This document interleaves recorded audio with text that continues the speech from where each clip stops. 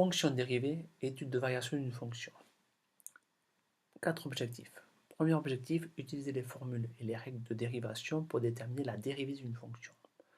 Deuxième objectif, étudier sur l'intervalle donné les variations d'une fonction à partir du calcul et de l'étude du signe de sa dérivée.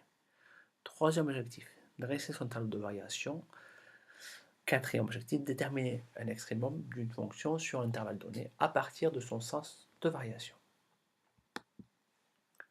Alors, premièrement, définition d'une fonction dérivée. Lorsque pour tout x d'un intervalle i, la fonction f est définie et admet un nombre dérivé, on dit qu'elle est dérivable sur i. La fonction notée f', qui à x associe f' de x, est appelée fonction dérivée de f ou dérivée de f. Exemple, la fonction f de x égale x au carré, tracée ci-dessous. Nous avons vu que le coefficient directeur a d'une tangente à un point a d'abscisse xa de la courbe est le nombre dérivé f' de xa de fonction f en ce point. On peut alors écrire f' de xa est égal à. Alors, pour mettre en application cette définition, nous avons donc tracé la fonction x au carré sur GeoGebra et nous avons donc placé 4 points sur cette courbe, représentative de la fonction x au carré. Sur chacun des points de la courbe, nous avons tracé des tangentes. Alors, si on prend par exemple le point A, le point A a pour abscisse 0. Donc, on remarque ici la tangente au point A à la courbe a donc un coefficient directeur égal à 0, puisqu'elle n'a pas de pente. On peut donc écrire que f' de 0 est égal à 0.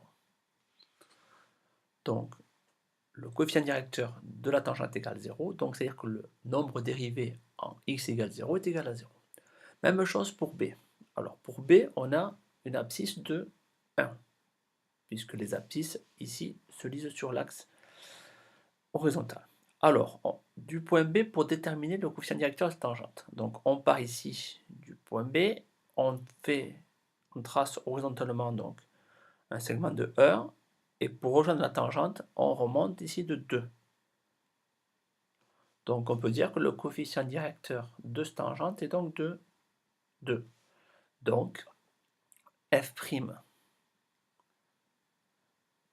de 1 est égal à 2. Ça veut dire que le nombre dérivé au point x égale 1 est égal à 2.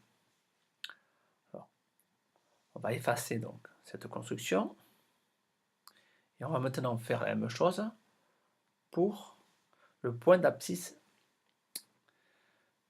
2, qui est donc le point C. Donc, si on trace maintenant de même la pente de cette courbe, on remarque qu'ici on s'écale de 1 et que l'on monte ici de 1, 2, 3, 4 pour trouver notre tangente. Donc on peut conclure que le coefficient directeur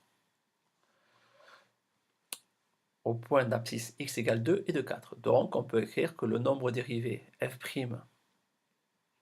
de 2 est donc égal à 4. Alors même chose, on va ici donc gommer cette construction pour construire la même chose au point D ici. Alors le point D a une abscisse de moins 1. Alors si je trace la pente de la tangente au point D, on remarque ici en se décalant de 1, je descends de moins 2. Donc on peut admettre que le coefficient directeur de la tangente est de moins 2. Ce qui veut dire que f' de moins 1 est donc égal à moins 2. Et donc, si on fait la même construction au point d'abscisse moins 2, qui est donc le point E. Donc pour le point E, x égale moins 2, donc on lit ici. On va tracer de même la pente déterminer en tout cas le coefficient directeur de cette pente, donc en se décalant de 1 ici, et on va redescendre à ce niveau-là de 1, 2, 3, 4 carrés, donc ce qui veut dire qu'on a une pente de moins 4. Donc coefficient directeur est égal à moins 4, donc A égale à moins 4. On peut donc écrire que f' de moins 2, le nombre donc dérivé qui correspond au coefficient directeur, est égal ici à moins 4.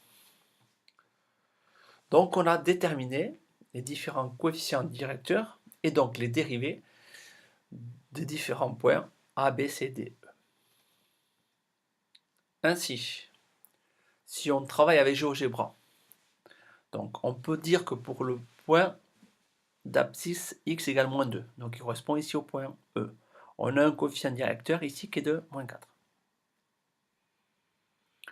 Pour le point D d'abscisse x égale moins 1, on a un coefficient directeur ici en vert qui est égal à moins 2. Ensuite, pour le point A qui est ici donc à 0, donc on a le coefficient directeur qui est égal ici à 0. Pour le point B, donc qui est x égale 1, donc on a un coefficient directeur qui est égal à 2. Et pour le dernier point C, donc son coefficient directeur ici donc est égal à 4. Puisqu'on remarque ici, on a A2 est égal à 4. Donc on remarque que pour passer de x à f' de x, on multiplie à chaque fois par 2. Moins 2 fois 2, moins 4. Moins 1 fois 2, moins 2. 0 fois 2, 0. 1 fois 2, 2. 2 fois 2, 4.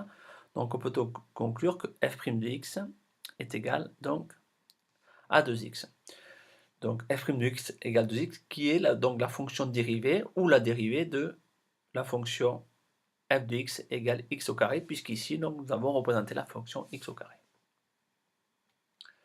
Ainsi, on peut ainsi définir donc pour différents types de fonctions la fonction dérivée ou la dérivée correspondante. Alors, dans ce tableau qui n'est pas à connaître, mais qu'on vous donnera donc pour les évaluations ou les exercices, donc on peut dire que si la fonction f est égale à x plus b, la fonction dérivée ou la dérivée est égale à a. Pour x au carré, on applique donc 2x. Pour x au cube, la fonction dérivée est égale à 3x au carré. Pour racine carrée de x, la fonction dérivée est de 1 sur 2 racine carrée de x. Et enfin, pour 1 sur x, donc on a moins 1 sur x au carré. Et donc on est sur le dérivé des fonctions de référence. Alors exemple, si on applique ces règles de calcul ici, on marque ici, donc j'ai 2x plus 3 qui correspond à ax plus b. Donc pour la fonction dérivée ou la dérivée, on garde ici uniquement le coefficient donc, de a qui est ici égal à 2, donc on peut dire que f' de x est égal à 2. Même chose pour cette deuxième donc, fonction, on remarque qu'on a donc f de x qui est égal donc, à x plus b avec a égale à moins 3, b est égal à 1. La fonction dérivée donc f' donc, est égale à 3, moins 3, pardon, puisque le coefficient de a ici est égal à moins 3. Bon, si on devait calculer les dérivés de x au carré, de x au cube, c'est automatiquement donc les dérivés que vous avez donc ici dans votre tableau. Donc il va y avoir maintenant des propriétés donc des fonctions dérivées. Donc ça veut dire qu'on va avoir donc une fonction qui peut être multipliée par un nombre ici, un nombre réel.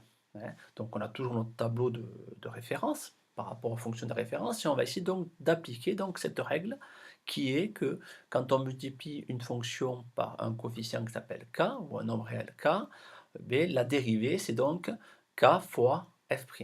Alors concrètement par rapport à cet exemple là, on a 2x au carré, donc on remarque ici on a x au carré on l'a ici, donc la fonction de dérivée donc c'est 2x, mais comme on a un coefficient 2 devant, on va faire 2 fois 2x.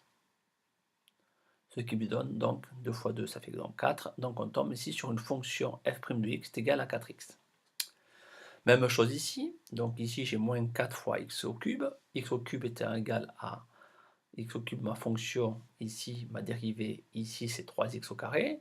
Comme j'ai un coefficient devant, je vais multiplier par la dérivée de x au cube, donc qui est moins 4 fois 3x au carré, ce qui me donne donc ici moins 12x au carré. Puisque moins 4 fois 3, ça fait bien moins 12x au carré.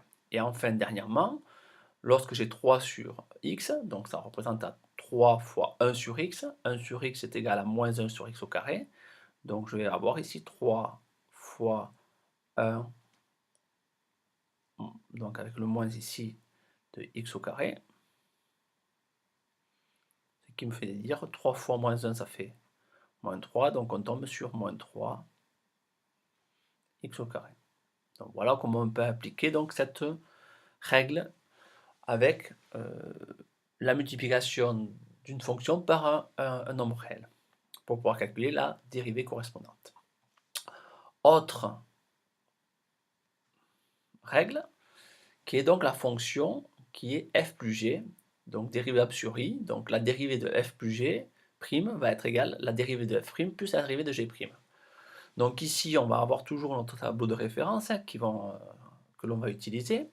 On remarque ici, on a l'addition de la fonction x au carré, donc qui est ici, et la fonction de 3x moins 4 qui correspond à x plus b.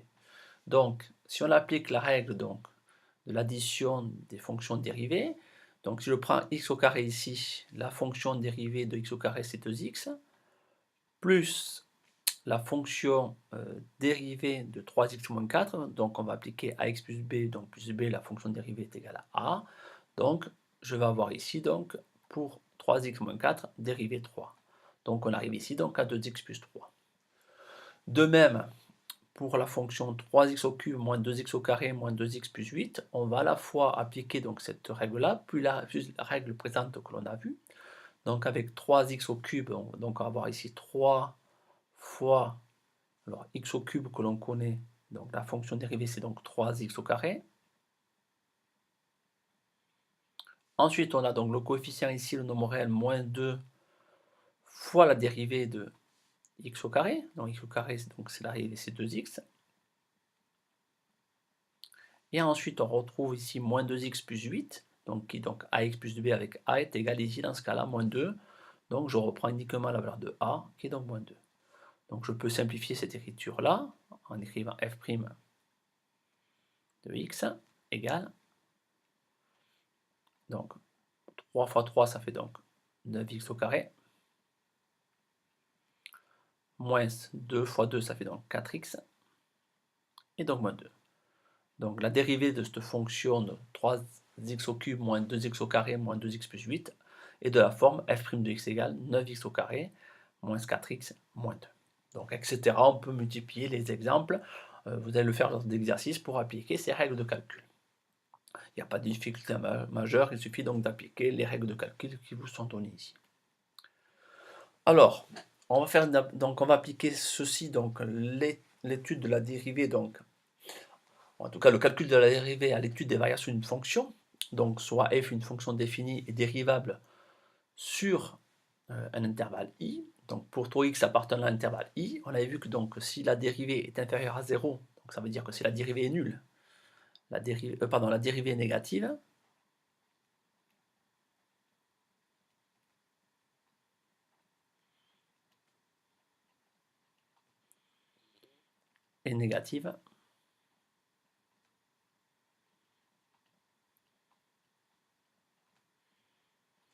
alors la fonction, on a vu qu'elle était décroissante. Donc on a vu ça lors d'une activité. Donc règle, bien entendu, à connaître. La fonction donc est décroissante. Si f' de x est égal à 0, donc ça veut dire que la dérivée est nulle, ou la fonction dérivée est nulle, c'est la même chose. Donc la dérivée est nulle. Alors on dit que la fonction est constante.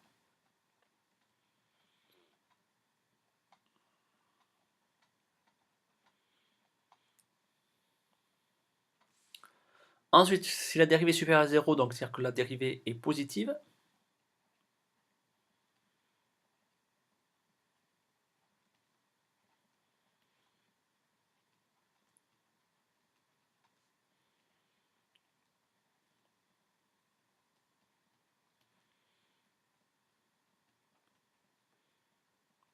alors la fonction est croissante. Donc si on rappelle, donc, si la dérivée est négative, la fonction est décroissante. Si la dérivée est nulle, la fonction est constante. Par contre, si la dérivée est positive, on aura une fonction croissante. Alors, si pour une valeur x0 appartenant à l'intervalle et f' de x s'annule en changeant de signe, alors la fonction f passe par un extrémum qui est un minimum ou un maximum pour x égale x0. Alors, concrètement, on va avoir un tableau qui va être de cette forme-là. Donc, imaginons qu'on ait ici une dérivée négative et une dérivée positive. Donc, on voit que la dérivée ici change de signe. Et pour un point x0 donc qui s'annule. Donc si la dérivée est négative, donc on va pouvoir dans ce cas-là appliquer la règle dérivée négative fonction décroissante, dérivée positive fonction croissante. Et ici on va donc avoir un minimum.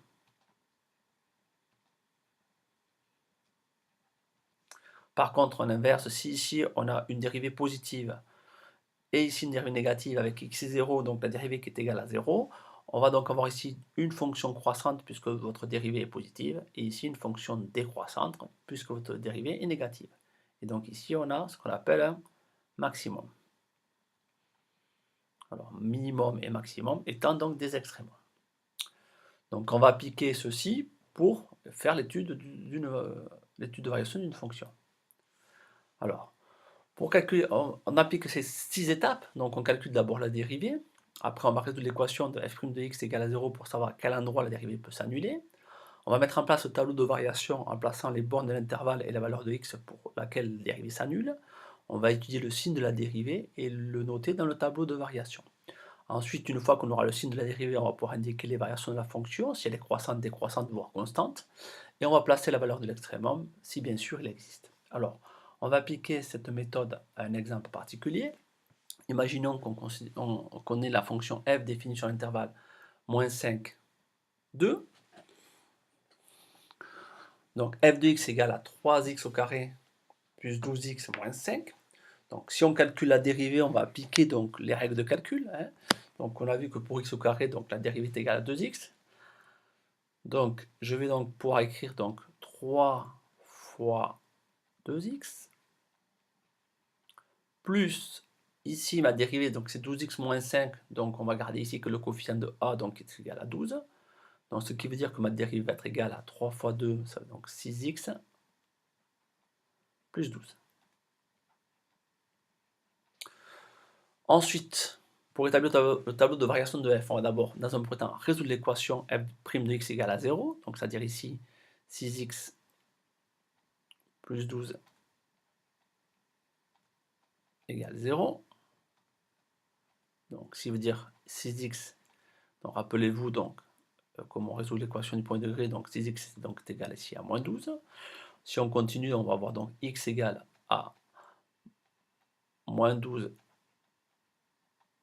sur 6, donc x égale moins 12 sur 6, donc c'est égal à moins 2. Donc on va pouvoir utiliser le signe de f' de x sur l'intervalle moins 5, 2. Donc on va d'abord placer ici moins 2, puisque c'est l'endroit où la dérivée est égale à 0. Donc quel va être le signe de la dérivée? Eh bien on va remplacer ici x par exemple par moins 5. Donc si j'ai ma dérivée qui est ici, je fais 6 fois moins 5, ça fait moins 30. Moins 30, moins 12, ça va faire moins 18. Donc on peut voir que la dérivée est négative, c'est égal à moins 18. Et par exemple pour 2, 6 fois 2, 12. 12 plus 12, ça fait 24. 24 étant positif, donc ma dérivée ici, elle est positive. Donc je vais reproduire ce tableau-là dans mon tableau de variation avec x égale à moins 2. Donc ici, je vais avoir 0. Ensuite, je vais avoir donc ma dérivée qui est négative, ma dérivée ici qui est positive. Si ma dérivée est négative, donc ça veut donc dire qu'elle est décroissante et qu'ici elle est croissante. Donc maintenant on va calculer donc sur les bornes de l'intervalle, ici le minimum, donc on va calculer les valeurs correspondantes. Donc je vais utiliser la fonction f de x égale 3x au carré plus 12x moins 5, puisqu'ici je suis sur la fonction f de x. Donc pour f de moins 5, si je remplace x dans mon expression ici, ça fait 3 fois x au carré, donc fois 5 au carré plus 12 fois moins 5. Moins 5, donc si on calcule, on va tomber sur 10. On va faire la même chose ici pour déterminer le minimum, donc on va avoir ici f de moins 2 qui va être égal à Donc je reprends ma fonction f de x ici, donc ça fait 3 fois moins 2 au carré plus 12 fois moins 2 moins 5. On arrive ici donc à moins 17.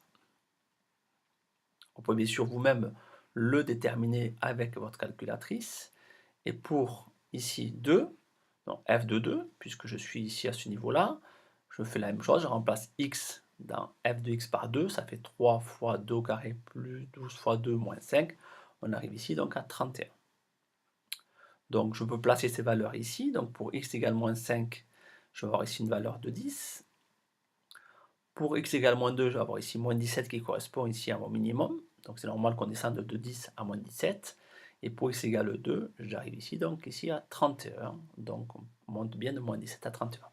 Donc voici mon tableau de variation. Donc on peut remarquer que la dérivée s'annule ici à ce niveau-là. Pour x, en changeant de signe bien sûr, pour x égale moins 2, la fonction donc admet un minimum.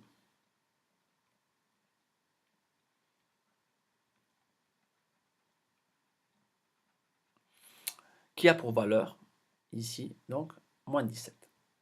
Donc voici donc mon étude de fonction qui est ici terminée. Donc vous allez pouvoir mettre en application sur d'autres exemples donc cette méthode d'étude de variation d'une fonction. Voilà, c'est terminé. Bon courage.